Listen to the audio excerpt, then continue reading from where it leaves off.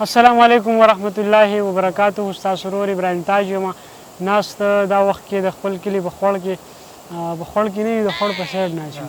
کنه خوړ په سایډ باندې خوړ کې نه نو زموږ خپل خدا شو او ما سره ناست ډاکټر مثال خان چې زموږ ډېر جګري یار دی هغه پښتانه وایي که نه زما د لغړې سینې یار دی نو بس ډاکټر صاحب زموږ د لغړې سینې یار دی راغلی دی د راتګ ډېره مننه کوم دغه څو شعرونه به د ده دپاره دغه خپل پیج دپاره د خپل پیج نه ستا دپاره د خپل پیج دپاره دوه مې کړه دا شعرونه به ډاکټر صاحب ته ډالۍ کومه ډاکټر صاحب ته به ډالۍ کومه او د خپل پیج دپاره او دغه پیج نوی دی نو هغه زوړ لاړی تتر بتر شو خیال دی بیخي تازه شعرونه تازه په تازه باندې په اول ځل باندې د کیمرې نه دغه ملګرو سره شریکوم چې بد له بد ساتم او ښه کار له مې ښه ساتم بد له بد ساتم او ښه کار له مې ښه ساتم زه په یارانو کې بېکاره سړی نه ساتم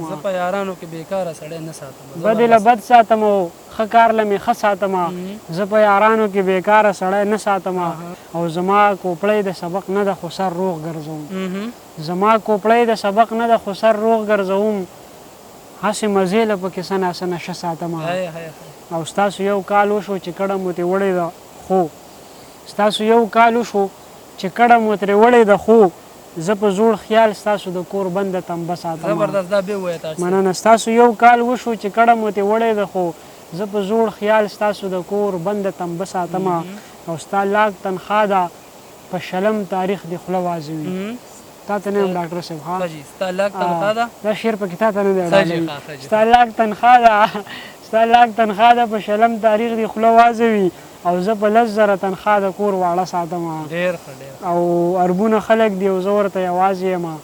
اربونه خلک دي او زه ورته یوازې یم یاره نو اوس به زه د کم کم سړي زړه ساتم او څو شعرونه نور هم چې څه د خیرو څه د دعا او څه د غم لاسونه څه د خیرو څه د دعا او څه د غم لاسونه له ځانه ورک یم په ځان پسې وهم لاسونه او ته خاورې شوی خو زه ستا د یادونو سره ته خاورې شوی خو زه ستا د یادونو سره څه په پرکیفه طبیعت مې لا وهم لاسونه او چا چې مې رور وجلی کور ته په جرګه راغلي چا چې مې رور وجلی کور ته په جرګه راغلي جوړ او په خیر له په نه زړه ورپسې وړم لاسونه چا چې مې رور وجلی کور ته په جرګه راغلي جوړ او په خیر له په نه زړه ورپسې وړم لاسونه او زما یاران دې زما جغ له هغې نه وباسي زما یاران دې زما جغ له هغې نه وباسي زما په مرګ کې شامل نه و د صنم لاسونه چې اوس به ژوندی ومه د چا په خوله به مړی نه وی که د وختونو سیلاب ستا د خوا نه وړی نه وی او رقیب غمازو به ټپکې راته نه وهل خو زما مرۍ ته که د چا د وعدې پړی نه وی او بې وفا یاره که په یو رګ دې پوه شوی هم وی سړی به نه وم که مې زړه درله درکړی نه وی بې وفا یاره که په یو رګ دې پوه شوی هم وی سړی به نه وم که مې زړه درله درکړی نه وی او اول خوشحال خو دوکه شوم او تیر وتم اول خوشحال خو دوکه شوم او تیر وتم اوس پې خفه یم چې د دې معاشرې غړی نه وی